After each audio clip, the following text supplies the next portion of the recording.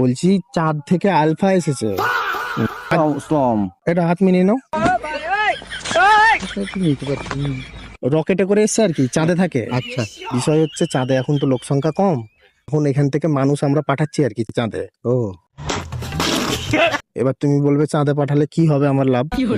এখানে যে সব নেতা মন্ত্রী রয়েছে না, তো চাঁদে গেলে হচ্ছে কম্পিটিশন কম, তাই আমরা চাঁদে লোক পাঠাচ্ছি, ওখানে সব নেতা মন্ত্রী সব হয়ে যাবে একদম।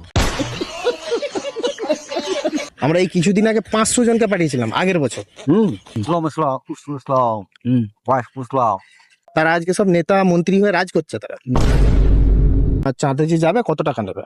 কাকা দেবে? হ্যাঁ, বলছি আমি তো অকেজি লোক, আমি কি করে যাবো? কিছু করতে হবে না, শুধু যাবে বসে থাকবে। আচ্ছা। তোমরা তো পাকা মাথা, তোমরা পরিবেশন করবে আর কি, পরিচালনা করবে। মানে শুধু রকেটে উঠে বসে পড়বে, স করে চলে যাবে। আর এখান থেকে যাবে কি করে? আর আমাকে চাপাবে?